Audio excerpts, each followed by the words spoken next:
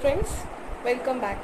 Today we will discuss the financial planning, that is all about the GST. What is GST? Goods and service tax. Bharat में 2017 से पहले हर state wise tax के rate अलग अलग थे, लेकिन 2017 में गवर्नमेंट ने GST लागू किया। GST के लागू करने का मतलब सभी स्टेट में टैक्स के एक ही रेट होंगे, मतलब हर प्रोडक्ट पे सभी स्टेट में एक ही GST लागू करने का सिंपल मतलब कि हर स्टेट में, मतलब भारत के हर स्टेट में हर एक प्रोडक्ट पे एक ही रेट रहेगा टैक्स का। जैसे कि पहले 2017 से पहले महाराष्ट्र में पेढ़ा, अगर हम पेढ़ा बेचते हैं तो पेढ़े पे महाराष्ट्र में 2% टैक्स था, गुजरात में 5% था, कर्नाटक में 3% था। लेकिन अब GST के तहत सभी स्टेट में एक ही GST का रेट रहेगा। तो सपोज़ पेढ़े पे 5 फिक्स कर दिया, तो फिर गुजरात, कर्नाटक, केरल जो भी हो, सिर्फ 5% ही रेट रहेगा पेढ़े पे। ठीक है, ये हुआ GST का सिंपल मीनिंग।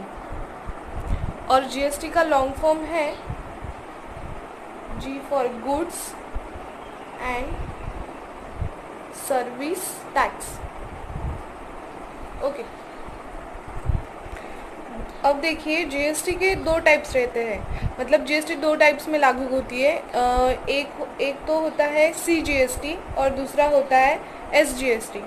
CGST मतलब central goods and service tax, जो सेंट्रल गवर्नमेंट लेती है, और SGST that is state goods and service tax, जो स्टेट गवर्नमेंट लेती है।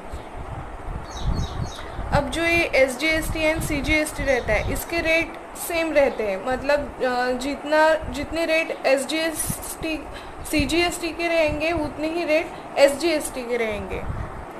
That is CGST is equal to SGST। ये एक पॉइंट बनेगा आपको नोट डाउन करने के लिए, ये इम्पॉर्टेंट है हमारे सिलेबस में। दूसरा पॉइंट ये मिलता है कि CGST और SGST इन दोनों को मिलाकर टोटल GST बनता है। That is GST is equal to CGST plus SGST। ये नोट डाउन करके रखना। आपके बुक में एक चार्ट दिया है, उसमें कौन से प्रोडक्ट पे और कौन से सर्विसेज पे कितना टैक्स लगता है वो सब लिखा हुआ है। तो मैं सजेस्ट करूँगी कि वो आप एक बार ज़रूर देख लेना। हालांकि वो एग्ज़ाम में नहीं पूछते, लेकिन आप एक बार देख लेना। अब देखते हैं टैक्स इनवॉइसेस। टैक्स इनवॉइसेस का सिंपल मीनिंग एक बिल जो टैक्स का होता है। जैसा हमारे घर पे इलेक्ट्रिसिटी का बिल आता है, देन वाटर का बिल आता है, वैसे ही ये टैक्स का बिल रहता है। इस इनवॉइसेस में एक टर्म है GSTIN।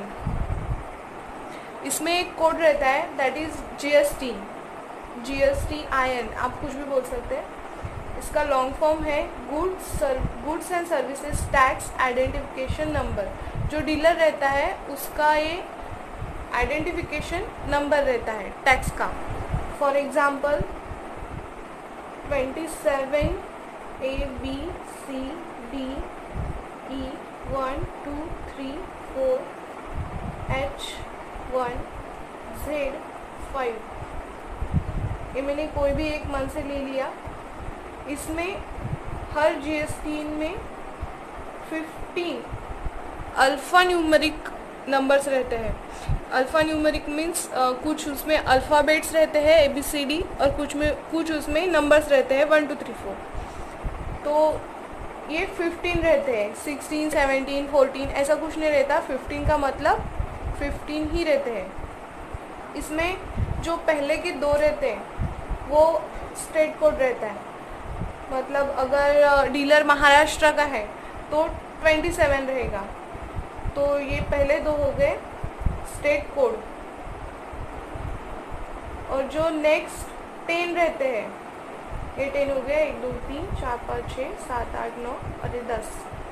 ये जो नेक्स्ट 10 रह गए हैं वो होता है डीलर का पैन नंबर।